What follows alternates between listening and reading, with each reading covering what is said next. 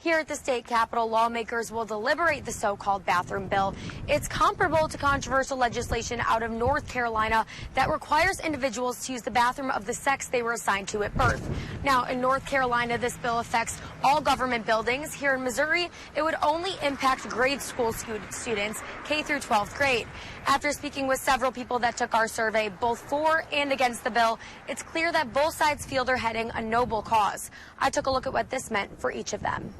I'd always had this feeling for the longest time that I that I didn't fit like this. And I always thought if I ignored it long enough, it would go away. It took Toddy Jenkins 19 years to embrace who he is. It wasn't until recently I decided maybe it was better to confront these feelings instead of ignore them. But it didn't take long for him to find out what that meant.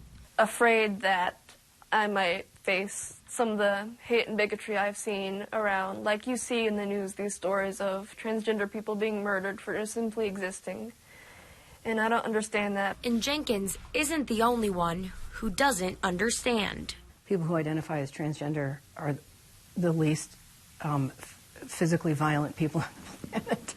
So it's kind of ludicrous. There's never been a case of a transgender person attacking anyone ever. It's really the opposite. So how does something that seems simple become so controversial? Part of the question is, okay, because we think of something as normal, does that mean it's the only way to do things? Does that mean it's the good way to be?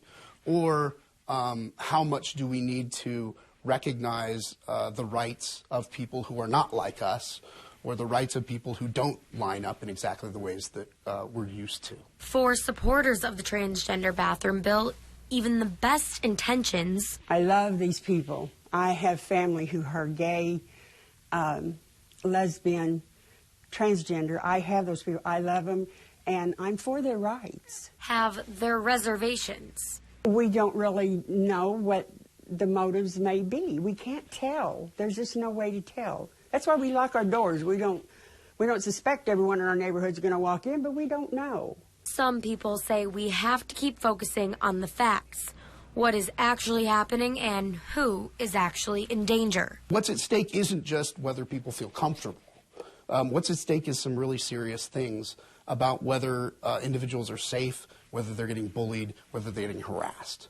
Others say the answer lies in understanding one another. I think it's just because people are uncomfortable, due maybe to not understanding or feel like, so they are afraid. But fear... It's just that we are opening a door by letting them do that. We're just opening a door to make it easy for the ones who do have bad things in mind. Is always a factor. Anybody should feel safe in public. We shouldn't have to be afraid because of who we are or what we are. I was able to speak to more opponents than supporters of the bill. That's because more opponents gave their contact information in our survey.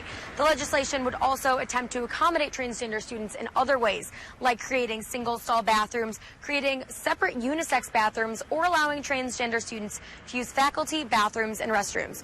Reporting live in Jefferson City, Madeline Odle, KOMU 8 News.